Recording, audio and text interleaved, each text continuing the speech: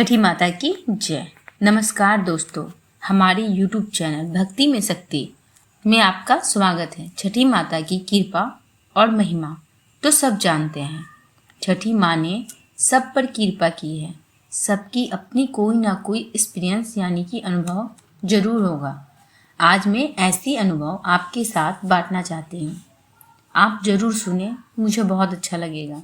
मेरी माँ छठ पूजा बड़े धूमधाम से करती हैं। बचपन से हम सब भाई बहन मिलकर इस व्रत और पर्व को मनाते हैं। आज भी हम छठ पूजा में एक दूसरे को बहुत याद करते हैं, क्योंकि हम बहनें अपने अपने ससुराल में सासू माँ के साथ छठ की पूजा करते हैं। छठी माई की पूजा की बात करो तो पूरा दिन निकल जाए। हर बिहारी का पसंदीदा त्यौहार, दिल को छूने वाला त्यौहार, हर क्या ही बोले, मतलब खुशहाली का त्यौहार। तो आइए मैं एक सच्ची घटना आपसे साझा करूं। मेरी माँ की एक चचेरी बहन थी जो माँ के ही हम उम्र थी। दोनों बहनें शादी करके दो अलग अलग गांव में गई। माँ को पहली संतान बेटी हुई, दूसरी मैं। पहले के लोग कहते थे बेटा होना जरूरी है, तो माँ ने छठी माता का व्रत तो करती ही थी, तो छठी माता से प्रार्थना किया कि हे छठी मैया, मुझे भी पुत्र की प्राप्ति हो। और छठी माता ने माँ की प्रार्थना को स्वीकार कर लिया और माँ को पुत्र की प्राप्ति हुई, यानी मेरा भाई। एक बार माँ अपने मायके गई हुई थी तो उनकी बहन भी आई थी। वह बहुत दुखी थी। उन्होंने माँ से बताया कि मुझे बच्चा नहीं होने के कारण ससुराल में सब ताना मारते हैं, कोई अच्छे से बात भी नहीं करता। यहाँ तक कि उनकी सास उनके पति की दूसरी शादी कराना चाहती है। मेरी माँ ने उनसे डॉक्टर को दिखाने को कहा तो वो बोली मैं हर जगह इलाज करा के थक गई हूँ। डॉक्टर ने जवाब दे दिया है कि मैं अब बच्चे का मुँह कभी नहीं देखूंगी। तभी मेरी माँ ने कहा जब सारे दरवाजे बंद हो जाते हैं तो छठी माँ का दरवाजा अपने व्रती लोग के लिए अवश्य खुला होता है। तुम भी यह व्रत करो, तुम्हारी झोली माँ जरूर भरेंगी, तुम्हें भी संतान जरूर होगी। उसी साल मासी छठ में हमारे घर आई और छठ किया, वो भी सिर्फ एक नारियल लेके, क्योंकि मेरी माँ ने मन्नत किया कि हे छठी मैया, मेरी बहन की गोद भरे, व्रत स्वीकार करे। अगले वर्ष ये आपका पूजा व्रत धूमधाम से करेगी। छठी माँ ने मासी की पूजा को स्वीकार किया और अगले वर्ष छठ के पहले ही उन्हें एक छोटा सा नन्हा सा बेटा हुआ। तभी से उनके घर में धूमधाम से इस व्रत को मनाया जाता है। और ये बात जो कहानी बन गई हम सबको हमारी माँ से सुनाती है।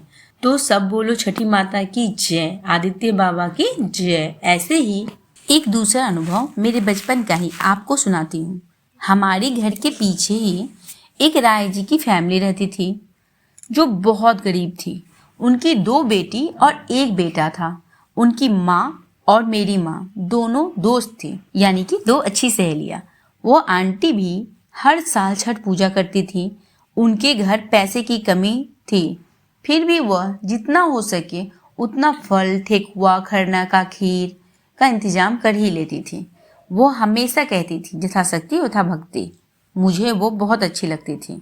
उनकी बेटियां भी बहुत अच्छी थी, मुझसे बड़ी थी लेकिन मुझसे बहुत प्यार करती थी। लेकिन उनका बेटा यानी राजू भैया अपनी माँ से हमेशा झगड़ते और कहते सिर्फ पूजा पाठ में खर्चा करो, त्यौहार में कपड़ा नहीं लेती हो, पता ना ये व्रत करके क्या मिलता है। फिर भी आंटी उनकी बात पर ध्यान नहीं देती और सच्चे मन से व्रत करती। उनकी बड़ी बेटी की शादी हो गई, एक गरीब परिवार में ही हुए। उनके शादी के बाद उनके पति की सरकारी नौकरी हो गई।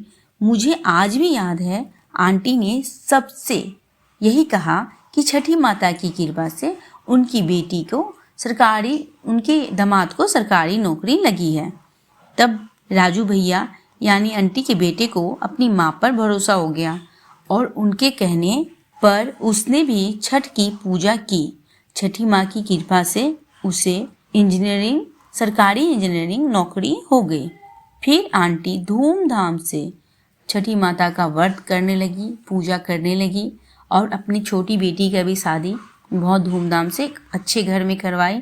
और छठी मैया आप सबकी खाली झोली भरने वाली हैं, आपकी कृपा अपरंपार है, आप अपने व्रती लोग की रक्षा करती हैं, तभी तो आपका ये महापर्व हम हंसते हंसते पार कर लेते हैं। आप नहाए खाए के साथ हमारे यहाँ आती हैं और हमारे घर को खुशियों से भर देती हैं। खरना की खीर का प्रसाद के जैसा स्वाद हम पूरे वर्ष की खीर में नहीं पाते। और अरग का ठेकुआ, आहा, उसका तो कोई जवाब ही नहीं। वो आपकी कृपा ही है जो प्रसाद इतना स्वादिष्ट होता है।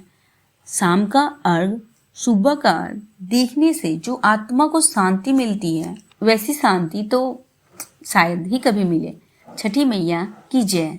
और हाँ, छठ का गीत श्रद्धा सिन्हा, पवन सिंह और अक्षरा सिंह जो भी गायकार गाए, उस गीत में भी जो सुकून मिलता है वो किसी गाने को सुनकर नहीं मिलता। अगर आपकी हमारी ये माँ की महिमा की सच्ची कहानी पसंद आई हो तो हमारे YouTube चैनल भक्ति की शक्ति को लाइक सब्सक्राइब जरूर करें। और हाँ, नीचे जो बेल आइकन दबाना ना भूलें, जिससे हमारा नोटिफिकेशन सबसे पहले आप तक पहुँचे। छठी मैया की जय।